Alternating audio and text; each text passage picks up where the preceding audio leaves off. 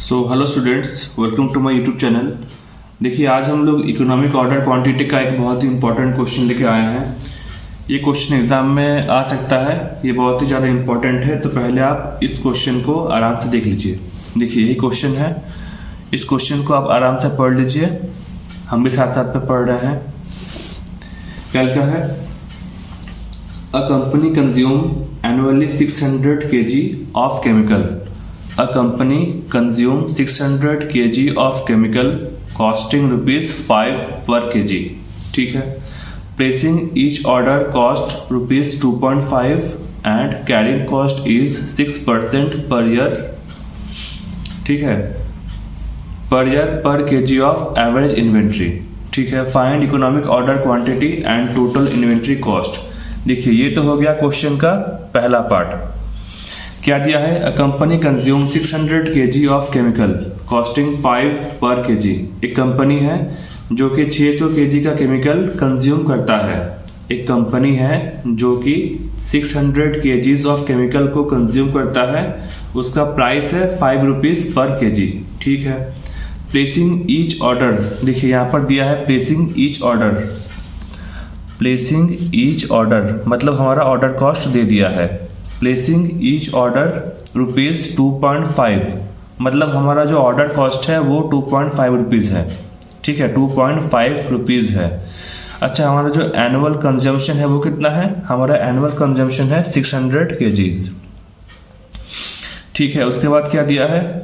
And carrying cost is 6% पर year per kg of average inventory. हमारा carrying cost भी दे दिया है। कैरिंग कॉस्ट कितना दिया है? 6% पर year per kg of our average inventory. ठीक है। Find economic order quantity and inventory cost. ये तो हो गया क्वेश्चन का पहला पार्ट। अब देखते हैं दूसरा पार्ट में क्या दिया है। The company works 300 days in a year. देखिए, एक साल में 365 दिन होता है, बट कंपनी सिर्फ 300 दिन ही काम कर रहा है एक साल में। ठीक है। If the procurement time is 15 days. Procurement time दे दिया है कितना? 15 डेज। सेफ्टी स्टॉक दे दिया है कितना? 20 kg। फाइंड रीऑर्डर पॉइंट, तो आपको रीऑर्डर पॉइंट कैलकुलेट करना है और मैक्सिमम इन्वेंट्री और एवरेज इन्वेंट्री और मिनिमम एवरेज इन्वेंट्री फाइंड करना है। अब देखिए, प्रोक्योरमेंट टाइम का क्या मतलब होता है?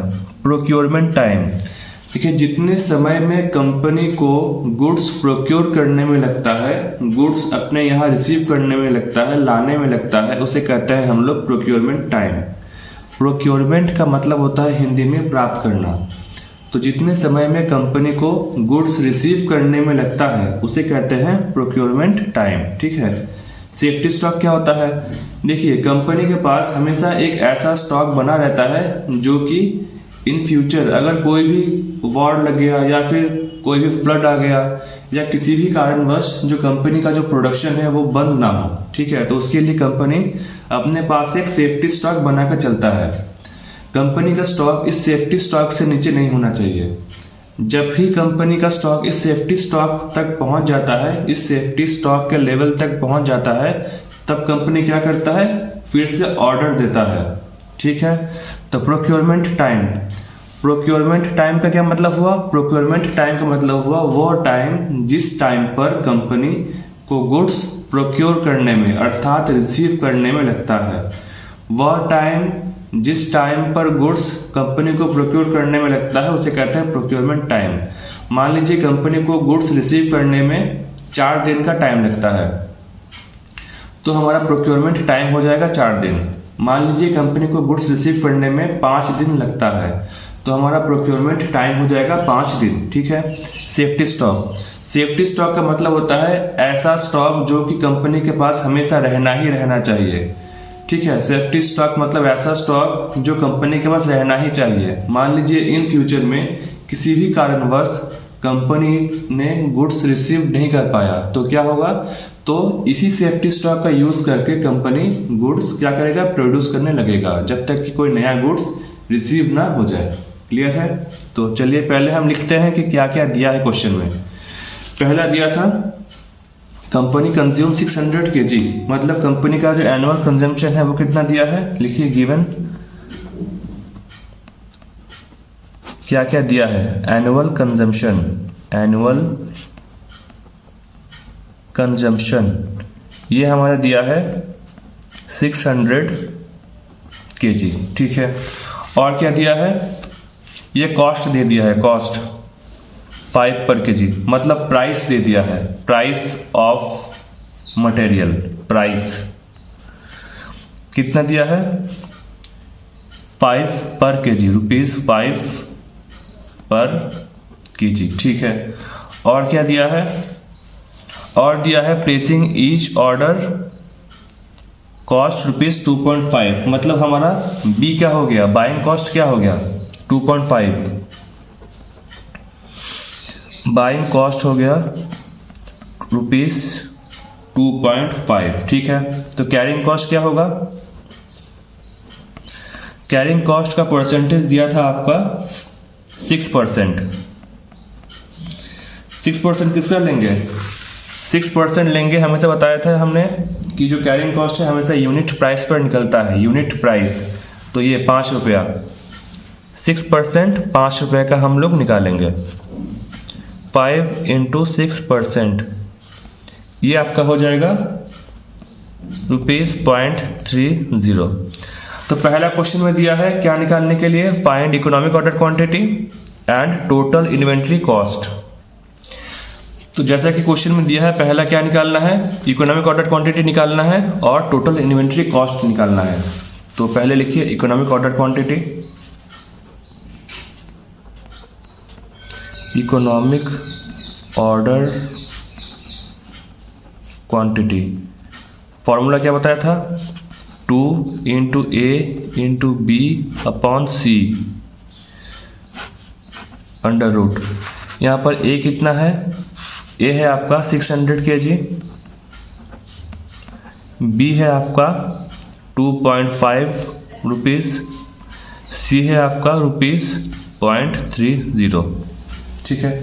अब इसको क्या करेंगे, हम फॉर्मूले में फिट कर देंगे, 2 × 600 × B मतलब 2.5 अपॉन 0.30,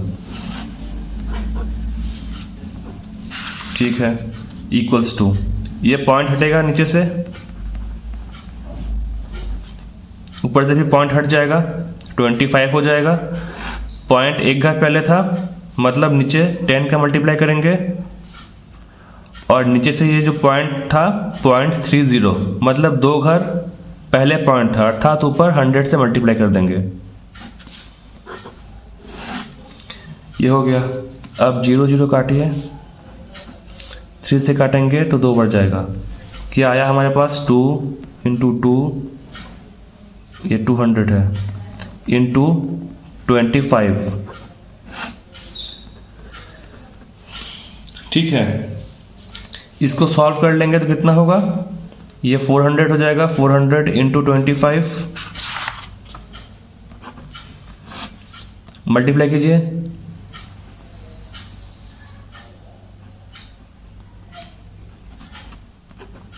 इतना आएगा, ठीक है। अब रफ वर्क कीजिए, रफ यहां पर लिखिए, रफ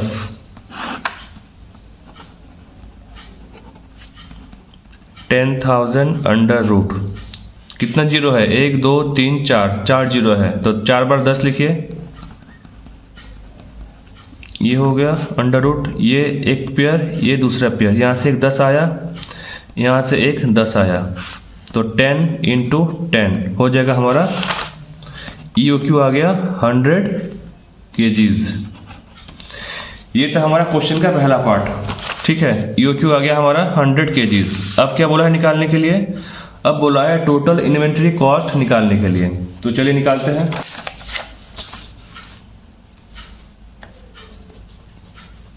टोटल इन्वेंट्री कॉस्ट क्या होता है, total material cost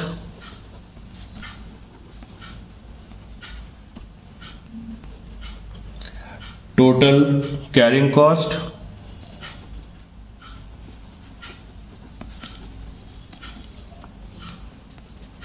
total ordering cost.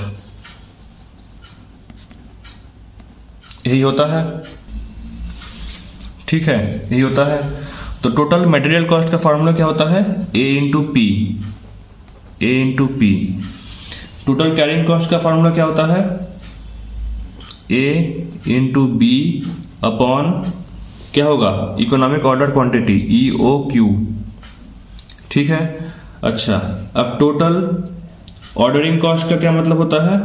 ये उल्टा लिख दिए, ये जो होगा ना, ये होगा टोटल ऑर्डरिंग कॉस्ट, और ये होगा टोटल कैरिंग कॉस्ट। क्या होगा total carrying cost? Equals to economic order quantity into total carrying cost per unit upon 2। अच्छा, अब देखिए यहां पर ए कितना दिया है? ए दिया है, ये ए दिया है 600 kg, ठीक है। तो यहां पर लिख दीजिए, फिर से एक बार लिख ही देते हैं। ए दिया है 600 kg, ठीक है। पी दिया है कितना? पी दिया है आपका 5 रुपीज। बी कितना दिया है? बी दिया है 2.5 रुपीज। सी कितना दिया है? सी दिया है 0.30 रुपीज, ठीक है। इकोनॉमिक ऑर्डर क्वांटिटी आपने क्या लिखा है? कितना निकाला है? 100 यूनिट्स। अच्छा, ये इकोनॉमिक ऑर्डर क्वांटिटी के जगह पर ना हम ऑर्डरिंग क्वांटिटी भी लिख सकते हैं, ओ क्यू, ऑर्डरिंग क्वांटिटी भी लिख सकते हैं। तो ऑर्डरिंग क्वांटिटी का भी मतलब क्या होगा? इकोनॉमिक ऑर्डर क्वांटिटी ही होगा। बस मल्टीप्लाई कर दीजिए, 600 इंटू 5, 600 इंटू 5, ये आपका आ जाएगा 3000, ठीक है। अब ऑर्डरिंग कॉस्ट का क्या होगा? 600 इंटू 2.5 अपॉन 100, ये हो जाएगा। और कैरिंग कॉस्ट का क्या होगा? 100 इंटू 0.30 अपॉन 2, ठीक है। चलिए अब काटिए, ये दोनों जीरो कट गया। 6 इंटू 2.5 करेंगे मल्टीप्लाई तो आएगा 15, 2 से काटिए 50 इंटू 0.30 काटेंगे तो आएगा 15। आपका टोटल कितना आ गया? टोटल इन्वेंट्री कॉस्ट आ गया 3000 plus 15 plus 15 equals to 3030 rupees. Clear है? चलिए, इतना भी हो गया, निकल गया हमारा। अच्छा, अब क्या निकालना है? ये देखिए, ये ईओक्यू निकल गया, ये निकल गया, इन्वेंट्री कॉस्ट निकल गया। अब निकालना है हमें reorder point, maximum average inventory and minimum average inventory, ठीक है। उसके बाद एक और क्वेश्चन दिया था कि if supplier offer a discount of 5% on cost price for a single order, अगर जो सप्लायर है वो 5% का डिस्काउंट देता है, किस पर डिस्काउंट देगा? कॉस्ट प्राइस पर। कॉस्ट प्राइस पर 5% का डिस्काउंट देता है, तो क्या वो ऑर्डर एक्सेप्ट करना चाहिए कंपनी को या नहीं करना चाहिए? ठीक है, यही आपको निकालना था। क्लियर है? अगर सप्लायर 5% का डिस्काउंट दे कॉस्ट प्राइस पर, तो क्या उस प्राइस पर कंपनी ऑर्डर एक्सेप्ट करे या ना करे? तो चलिए पहले सेकंड को निकालते हैं। सेकंड है हमारा find reorder point, find maximum average inventory and minimum average inventories. चलिए रीऑर्डर पॉइंट, यहां पर लिखते हैं रीऑर्डर पॉइंट। रीऑर्डर पॉइंट का क्या फॉर्मूला होता है? Safety stock plus usage rate per day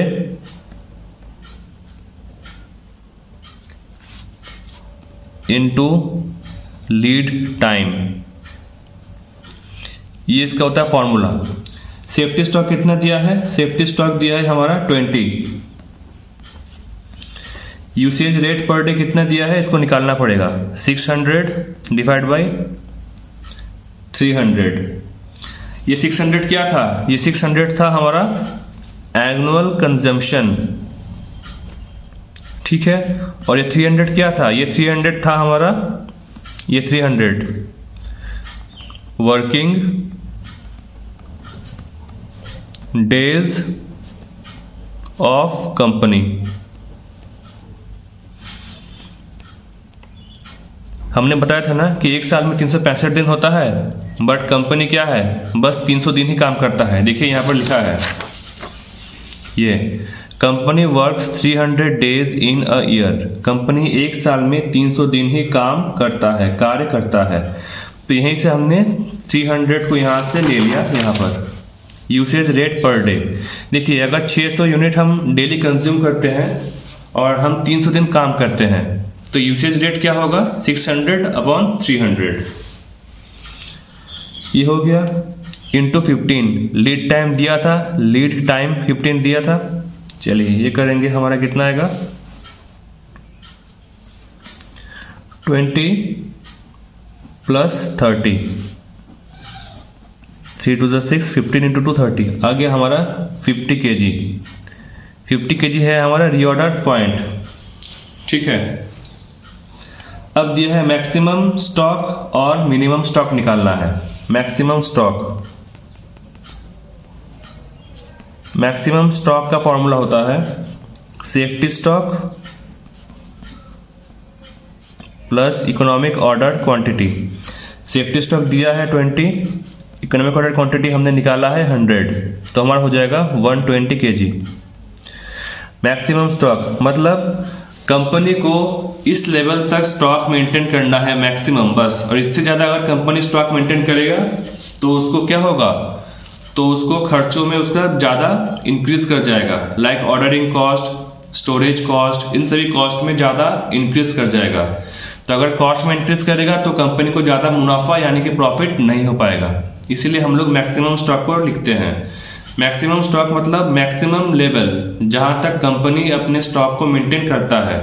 ठीक है, जैसे यहाँ पर आ गया हमारा मैक्सिमम स्टॉक है 120 kg, मतलब कंपनी मैक्सिमम से मैक्सिमम 120 kg का मटेरियल अपने स्टोर हाउस में रख सकता है, अपने यहाँ मेंटेन कर सकता है। अगर 120 kg से ऊपर का मटेरियल कंपनी मेंटेन करेगा तो उसका जो भी एक्सपेंसेस होगा वो एक्सपेंसेस में बहुत ही ज़्यादा इंक्रीमेंट हो जाएगा।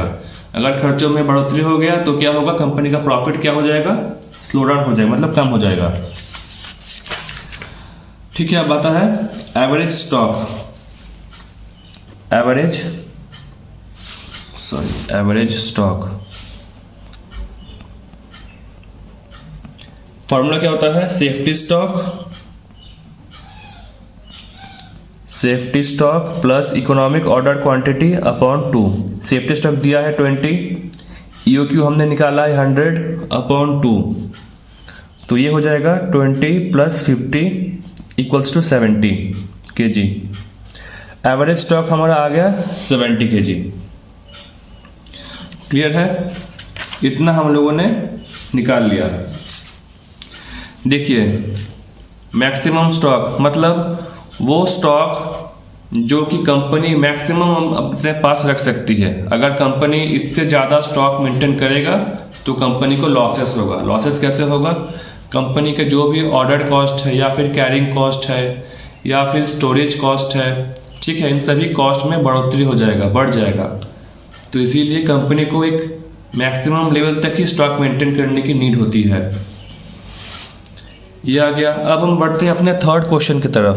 क्या दिया था, ये वाला डिस्काउंट वाला, जो कि बहुत ही ज़्यादा इंपॉर्टेंट था। ये डिस्काउंट, ये इंपॉर्टेंट है, एग्जाम में क्वेश्चन आएगा। If supplier offer a discount of 5% on cost price, 5% का डिस्काउंट अगर सप्लायर कॉस्ट प्राइस पर क्या करता है, देता है, तो क्या कंपनी को ऑर्डर एक्सेप्ट करना चाहिए? चलिए देखते हैं।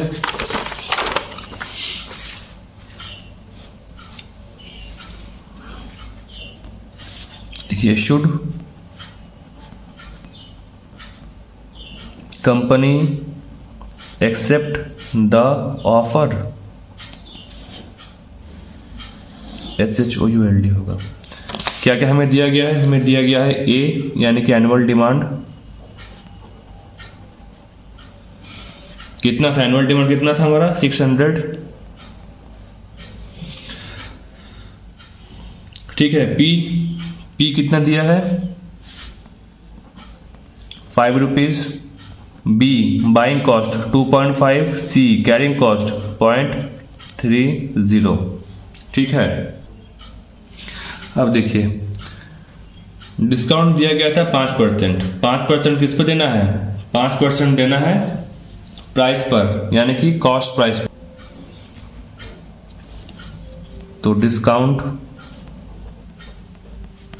इक्वल्स टू 5% है ऑन कॉस्ट प्राइस, मतलब ये 5 रुपये पर 5% डिस्काउंट देंगे। ठीक है, 5 × 5% कितना आएगा? 25%, 0.25 रुपीज़ का हम लोगों को डिस्काउंट मिल रहा है। लेस कर दीजिए, 5 से 0.25 लेस करेंगे तो आएगा हमारा 4.75। ये हो गया हमारा न्यू प्राइस, यानी कि कॉस्ट प्राइस। अच्छा, ये जो सी है ना, सी कितना दिया था? सी दिया था 6%। तो अगर ये प्राइस चेंज हो गया, पहले 5 था, अब कितना हो गया? 4.75 हो गया, तो अब ये सी भी चेंज हो जाएगा, क्योंकि सी हमेशा निकलता है प्राइस पर, यूनिट प्राइस पर। देखिए प्राइस पहले 5 रुपया दिया था, अब हमें डिस्काउंट मिल रहा है 5% का। किस पर? कॉस्ट प्राइस पर। तो 5 × 5%, यानी कि 0.25 रुपीज़ का डिस्काउंट है। ये है डिस्काउंट का, ये है डिस्काउंट। तो फिर न्यू प्राइस क्या होगा? 5 माइनस 0.25, डिस्काउंट को यहाँ से लेस कर देंगे, कितना आ गया? 4.75 रुपीज़। ठीक है, अब कैरिंग कॉस्ट कितना है? 6% है, तो कैरिंग कॉस्ट भी हमारा चेंज हो जाएगा। 4.75 × 6%, ये हमारा आ जाएगा 0.285 रुपीज़। क्लियर है? अब हमें फिर से टोटल इन्वेंट्री कॉस्ट निकालना पड़ेगा। निकालिए टोटल इन्वेंट्री कॉस्ट। ठीक है, पहला है मटेरियल कॉस्ट। मटेरियल कॉस्ट क्या होता है? A × P। ए आ गया हमारा 600 यूनिट दिया है, 600 kg। P क्या लेंगे? P अब नया P लेंगे, यानी कि 4.75 इक्वल्स टू कितना आएगा? 2850। दोनों को मल्टीप्लाई करने पर आएगा। अब आएगा ऑर्डरिंग कॉस्ट। ऑर्डरिंग कॉस्ट क्या होता है? फॉर्मूला 600, ये हमने लिखा था फॉर्मूला क्या होता है? A × B upon economic order quantity. अच्छा, इकोनॉमिक ऑर्डर क्वांटिटी की जगह आप OQ भी लिख सकते हैं, ऑर्डर क्वांटिटी भी लिख सकते हैं। किसी किसी बुक में इकोनॉमिक ऑर्डर क्वांटिटी लिखा है, किसी किसी बुक में OQ लिखा है। ठीक है, तो A × B upon EOQ। A कितना है? 600 है। B कितना है? बाइंग कॉस्ट 2.5 है, इसमें कोई भी चेंज नहीं होगा।